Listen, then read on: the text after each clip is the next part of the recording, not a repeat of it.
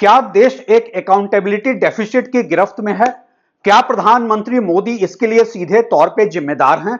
दरअसल ये मैं नहीं कह रहा हूं, बल्कि सोशल मीडिया पे यह चर्चा आम है, खास तौर पे ऑपरेशन सिंदूर और उसके बाद प्लेन क्रैश को लेकर। क्या होता है अकाउंटेबिलिटी डेफिसिट? अकाउंटेबिलिटी डेफिसिट यानी कि जिम्मेदारी की कमी, और यह तब होता है जब जिम्मेदार पदों पर बैठे लोग पावर और पोजीशन का फायदा तो उठाते हैं, लेकिन हर जिम्मेदारी से अपना पल्ला झाड़ लेते हैं।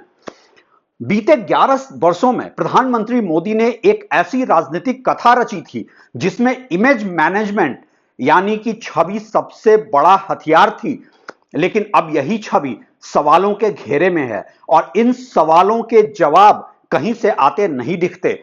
दरअसल पूरा देश आज एक गहरे अकाउंटेबिलिटी डेफिसिट से गुजर रहा है और इसकी शुरुआत वहीं से होती है जहां से नैतिक नेतृत्व की सबसे ज्यादा जरूरत होती है, देश के प्रधानमंत्री से। जहां क्रेडिट लेने की बात होती है, प्रधानमंत्री पहुंच जाते हैं, उनके फोटो और पोस्टर लग जाते हैं, लेकिन जहां बात जिम्मेदारी तय करने की होती है वहां किसी और को आगे किया जाता है। मसलन कि रेल का उद्घाटन का फीता काटने मोदी और रेल दुर्घटना पे आगे आए रेल मंत्री, ओह माफ कीजिएगा रेल मंत्री, विदेश में घूमे और गलवहियां डालें सबसे प्रधानमंत्री, और जब हर देश ऑपरेशन सिंदूर के बाद पाकिस्तान को समर्थन देता दिखे तो उल जुलूल बयानबाजी करने आए विदेश मंत्री। बात करते हैं लाचार और लचर विदेश नीति की, जहां देश की गरिमा को बुरी तरह से गिरावट हुई है। भारत की विदेश नीति की चमक उस वक्त धूमिल पड़ने लगी जब अमेरिका ने भारतीय नागरिकों को हथकड़ियों में बांधकर अमृतसर एयरपोर्ट पर उतार दिया, छात्रों के वीजा रद्द कर उन्हें वापस भेजा गया और केंद्र सरकार मौन बनी रही। उसके बाद डोनाल्ड ट्रंप की सरकार द्वारा भारत के खिलाफ टैरिफ युद्ध की शुरुआत ने यह स्पष्ट कर दिया कि अंतरराष्ट्रीय मंचों पर भारत की स्थिति कमजोर हो चली है। मोदी के सामने ट्रंप कह देते हैं ब्रिक्स इज डेड और मोदी चुप। G7 की बैठक को लेकर कनाडा की आरंभिक बेरुखी और फिर प्रधानमंत्री मोदी को भेजे निमंत्रण के साथ आई कई शर्तें भी। कनाडा और तमाम विदेशी मीडिया ने रिपोर्ट किया है कि G7 के निमंत्रण मोदी को लॉ इन्फोर्समेंट डायलॉग की शर्तों के साथ मिला है। इसके अलावा अप्रिय टिप्पणियां भी मोदी की वैश्विक छवि को चुनौती देती दिखती हैं। अब सवाल यह है, क्या वे इस वैश्विक आलोचना के बीच पत्रकारों के तीखे सवालों का सामना कर पाएंगे? हालांकि भारत में तो वो केवल रेडियो और दूरदर्शन पे अपने मन की बात प्रत्येक रविवार को करते हैं। उन्होंने तो अब तक कोई प्रेस वार्ता नहीं किया है और ना उनका स्वभाव है ऐसा कि किसी पूछे गए प्रश्नों का उत्तर दिया जाए।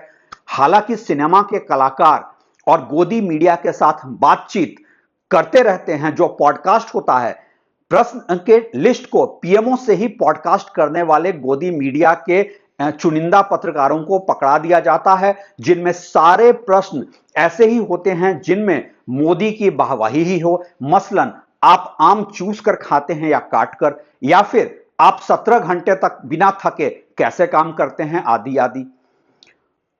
यही सब गोदी मीडिया के सभी चैनलों पे डिबेट में चलते रहते हैं, चाहे वह हिंदी के टीवी चैनल हो या अंग्रेजी के। अखबारों की भी यही हालत हो गई है। लोकसभा और राज्यसभा की बैठक भी बहुत छोटी हो गई है, जिसमें ज्यादातर हंगामा और सत्ता दल बीजेपी और अब एक साल से सहयोगी दलों के साथ विपक्षी दलों के नेताओं को बोलने से रोकते हैं। आलोचना मोदी को नहीं पसंद, ना ही पसंद है प्रश्न करना, बस हां में हां मिलाना पसंद है। अमेरिका यात्रा पे राष्ट्रपति ट्रंप ने मोदी से कुछ प्रश्न पूछवा दिए, जिससे परेशान मोदी ने कहा यह दो राष्ट्र अध्यक्ष के बीच की बात है, लेकिन उस पत्रकार को खुद ट्रंप ने ही जवाब दिया, जिसे सुनकर हैरान मोदी केवल मुस्कुराते रहे। अब G7 की बैठक में क्या ट्रंप एक बार फिर वही बात दोहराएंगे कि सीज फायर उनके व्यापारिक दबाव के चलते हुआ है? ऑपरेशन सिंदूर भी एक नैरेटिव की थकान बनकर रह गया। ऑपरेशन सिंदूर के जरिए मोदी सरकार ने युद्धोन्माद का नैरेटिव रचने की पूरी कोशिश की, लेकिन जब पहलगाम के आतंकवादी अब भी खुलेआम घूम रहे हैं और इस बीच कोई जवाबदेही नहीं ली जाती है, तो नैरेटिव अपनी धार खो देता है। हर बार पुलवामा का नैरेटिव बनाकर चुनाव जीतना संभव नहीं दिखता है। इस अभियान के तहत के तुरंत बाद पाकिस्तान से सीज फायर की घोषणा ट्रंप के मुंह से सुनना पड़ा और भारत सरकार ने अब तक उसका खंडन भी नहीं किया है। प्रेस ऐसे में एक कहानी अब आगे नहीं खींच सकती है। सेना और सरकार के बयानों में विरोधाभास है और जनता सवाल पूछ रही है, लेकिन प्रधानमंत्री की ओर से कोई स्पष्ट जवाब नहीं है। पूरी ताकत झोंकने के बाद भी निष्फल मीडिया मैनेजमेंट हुआ है। मोदी की राजनीति का एक बड़ा स्तंभ था मीडिया मैनेजमेंट। जिस तरह से एक टीवी चैनल टीआरपी के लिए खबरों को परोसते हैं, उसी तरह मोदी सरकार ने लगातार नैरेटिव बदलते रहते हैं, लेकिन अब यह राजनीतिक चूक हो गई है। कॉर्पोरेट मीडिया की विश्वसनीयता छिन्न हो चुकी है और सोशल मीडिया हर दावे का प्रत्युत्तर देने के लिए तत्पर है। और सबसे बड़ी बात, प्रधानमंत्री मोदी के पास अब कोई नई कहानी बची नहीं है। युद्धोन्माद और हिंदू मुस्लिम नैरेटिव अपनी धार खो रहा है। जातिगत जनगणना पर भी असमंजस है। जब पहलगांव की घटना हो रही थी, उसी दौरान केंद्र सरकार ने अचानक जातिगत जनगणना का ऐलान कर दिया, शायद इसलिए कि विपक्ष इस मुद्दे को हथिया न ले। यह निर्णय लिया तो गया, पर प्रधानमंत्री अब तक यह स्पष्ट नहीं कर पाए हैं कि इस पर वो क्या स्टैंड लेंगे। वैसे यह मुद्दा भी नेता प्रतिपक्ष राहुल गांधी का था और क्रेडिट भी इसके लिए वही लेते दिख रहे हैं।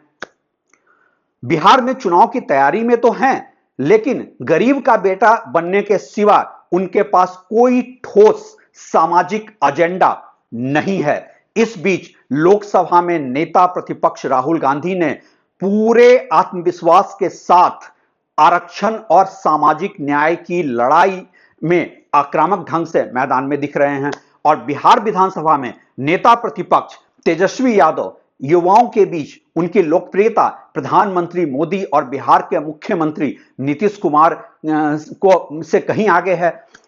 राहुल गांधी एक सर्वे में 47% से मोदी और नीतीश कुमार से आगे हैं। वहीं तेजस्वी यादव राहुल के बाद युवकों के पसंदीदा नेता बन गए हैं, जिसका प्रभाव बिहार के विधानसभा चुनाव में साफ असर करेगा। और वीर रस में से विभत्स रस की यात्रा चल रही है। प्रधानमंत्री मोदी ने हमेशा से आक्रामक फ्रंट फुट वाली राजनीति की है, जहां उनकी छवि वीरता और राष्ट्रवाद का सम्मोहन केंद्र में रहा है। लेकिन आज परिस्थितियां उन्हें न केवल बैकफुट पे धकेल रही हैं, बल्कि वह वीर रस की उस राजनीतिक शैली से फिसलते हुए अब विभत्स रस की यात्रा पे आ पहुंचे हैं, जहां दिखावे और प्रचार के पीछे सच्चाई का कुरूप चेहरा झांकने लगा है। पहलगांव की घटना के बाद उनका बिहार में चुनावी रैली करना और मुख्यमंत्री नीतीश कुमार के साथ ठिठोली करना भी लोगों की नजर में अकाउंटेबिलिटी डेफिसिट ही साबित हुई है।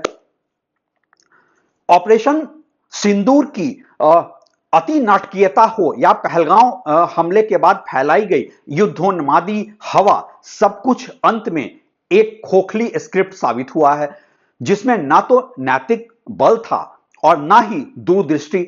जब युद्ध की गर्जना की जगह चुप्पी रह जाए और जवाबदेही से ज्यादा कैमरा एंगल मायने रखने लगे, तब राजनीति वीर नहीं विभत्स लगने लगती है। नैतिकता का सवाल है यहां पे। इन सब के बीच सबसे महत्वपूर्ण बात यह है कि नैतिक नेतृत्व का अभाव साफ दिखता है। अब प्रधानमंत्री से नैतिकता की अपेक्षा करना बेमानी लगने लगा है। उन्होंने न सिर्फ नैरेटिव थोपे, बल्कि हर जिम्मेदारी से लगातार कतराते रहे और यही अकाउंटेबिलिटी डेफिसिट अब उनकी सबसे बड़ी पहचान बनती जा रही है। और जब टॉप पे ही हो अकाउंटेबिलिटी डेफिसिट, तो डाउन द लाइन हर तरफ है देश में अकाउंटेबिलिटी डेफिसिट का क्राइसिस। Thanks for watching.